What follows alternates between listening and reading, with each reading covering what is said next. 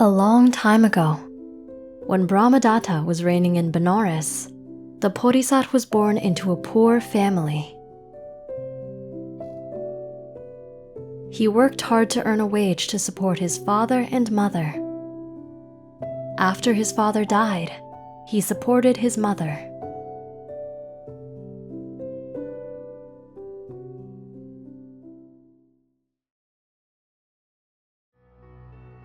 The king of that era was very fond of hunting. On one hunt, he found a good hiding spot near the deer trail.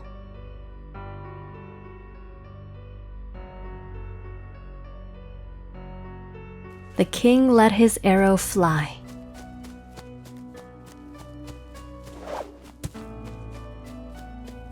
The king missed, and the deer ran away. The king, embarrassed, gave chase into the forest. Finally, the king caught the deer and shot it with an arrow. The king cut the deer into 2 big pieces and began to head back. The king got lost and was tired. He then decided to rest and fell asleep.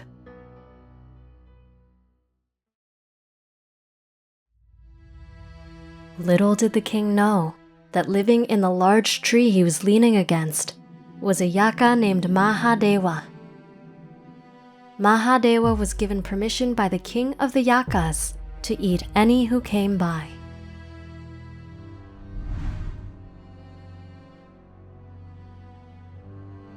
The yaka grabbed the king's hand and said, "You cannot leave, as by my right you are my food. I will feast upon your human flesh." Who are you? Let me go, please! Who are you? I am a yaka. All men who come to me here are my food. Yaka, think for a second. Would you rather eat one meal and wait, not knowing when your next meal will come? Or would you rather eat this deer meat today and have a guaranteed meal of human flesh every day starting tomorrow? If you let me go, I will send a man with a plate of rice to you every day. That sounds good. But if you ever skip a meal, I will eat you instead. Yes, we have a deal. I am the king of Benares. There is nothing I cannot do. You have my promise.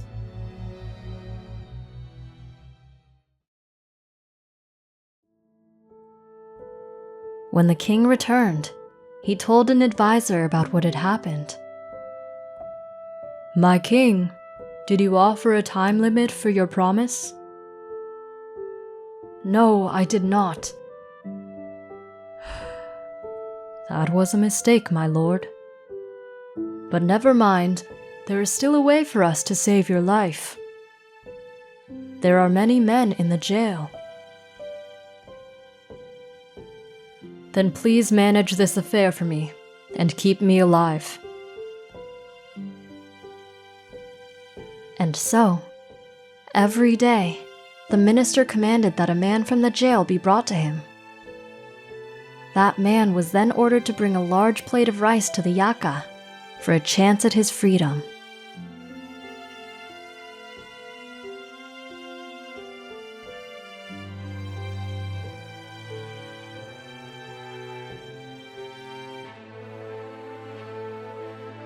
However, the prisoner was not told about the king's deal with the yaka.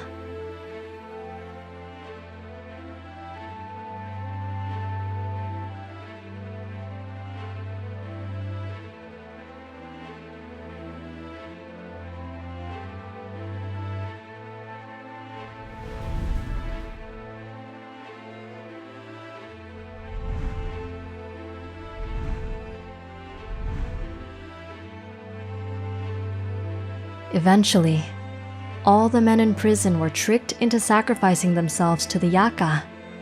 The jails were empty. My lord, The jails are now empty.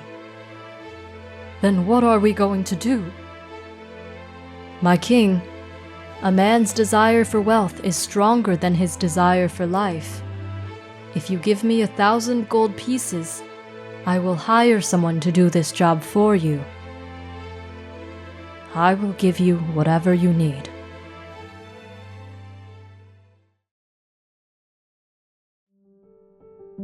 And so, a group of soldiers went through the town proclaiming, 1,000 pieces to whoever will bring a plate of rice to the Yaka.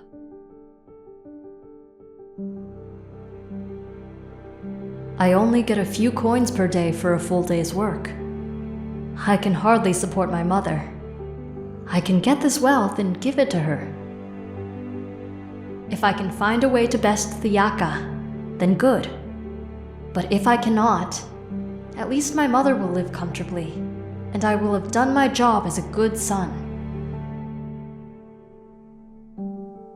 Mother, I've found a way to provide you with a comfortable life. No, my son, I have enough, as long as I have you. I don't need that money. You don't have to do this. No, Mother, I do.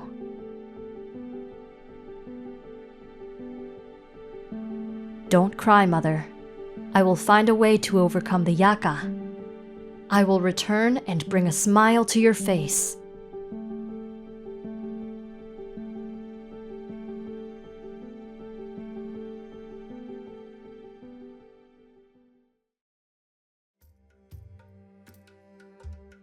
So, you are the one who will take the rice.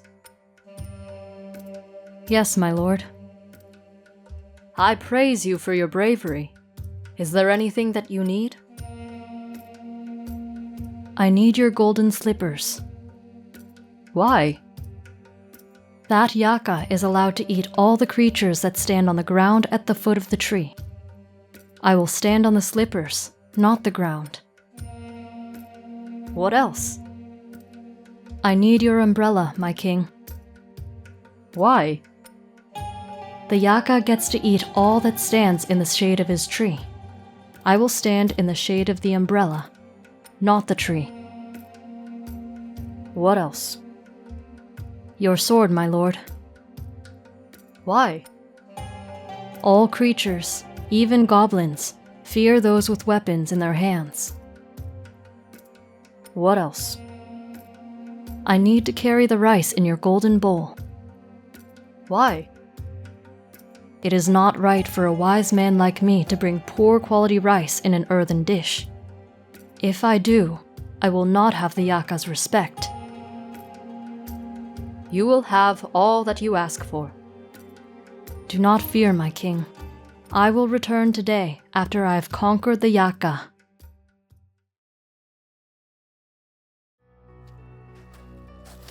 The young man put all the items into the cart and entered the forest.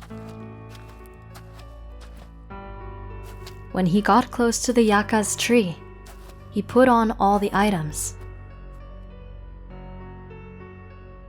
From his giant tree, the Yaka could see the young man approaching.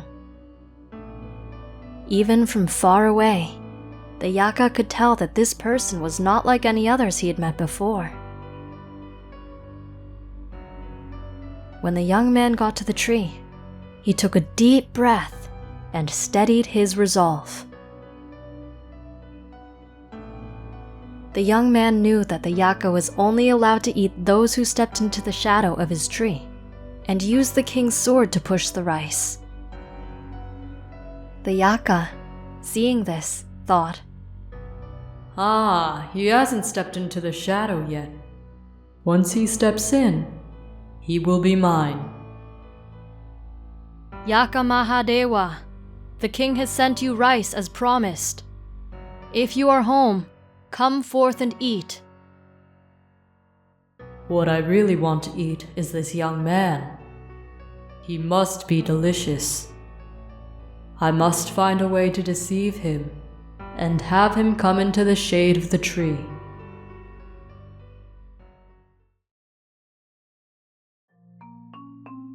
Young man, come closer and bring the food to me. Yaka, you can't eat me. I stand in the shadow of the umbrella. I stand on the king's shoes, not in your shadow. I am no mere fearful man. If you try to eat me, I will fight you with all I have. I will use this sword to cleave you in half. This man is wise and brave. He knows my intent, and he knows my restrictions. He seems ready to fight me if I try to eat him. Mahadewa, you are a great Yaka, but you are foolish. You are trading a small gain for a large loss. You are thinking only of the short term. If you are successful in eating me, you only get one meal. But that one meal will cost you many others. Men will hear of my death and fear to bring rice to you. They will say, "This Yaka has no shame. He even ate a wise man like Sultana. This Yaka has no discernment or respect for the wise." In your state, with your restrictions, food is something hard to find. My king knows your restrictions and will never come close to this tree, and you will never be able to eat him. But if you eat this fine quality rice and let me go home safely, I will speak to the king on your behalf and ask him to have someone bring you food every day. For the sacrifice of one meal, you shall have many meals in the future. This man speaks sense and is very wise. I would do well to take his counsel. Young Sultana, your words are very wise. I will eat only this fine rice. You can take your sword, umbrella, shoes, and this dish, and peacefully go on your way. Visit your mother and make her happy. Swear to abide by the 5 precepts. Swear never to harm another. Swear to do good.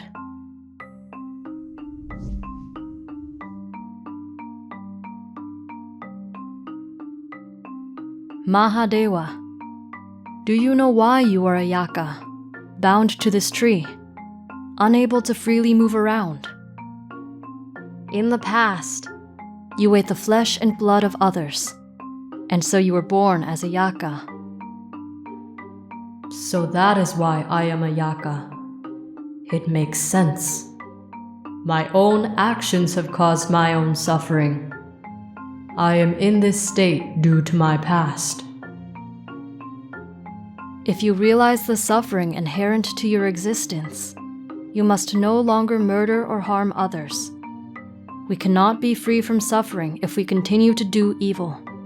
Instead, we must do good and develop our virtue. Only then will we experience any happiness in this world. Mahadewa, you don't have to stay in this tree. If a virtuous being invites you out, you can reside in a place you were invited to stay in. I hereby invite you to stay by the city gates, and I will get you the best rice to eat.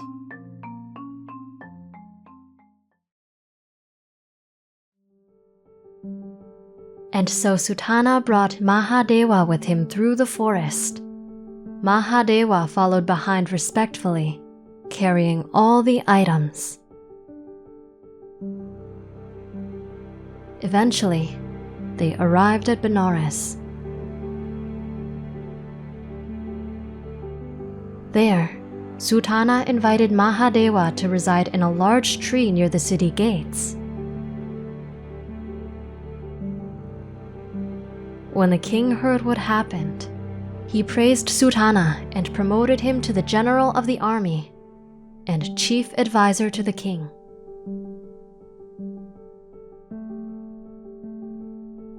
Sutana guided the king in good actions and led him in doing charity and developing virtues.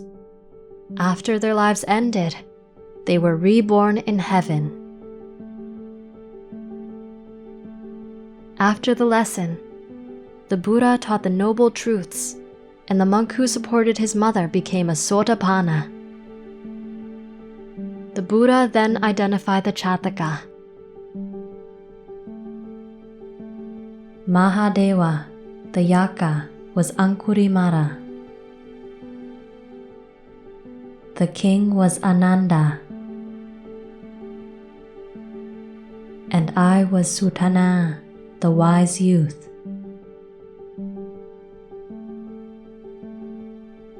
What did you learn from this story?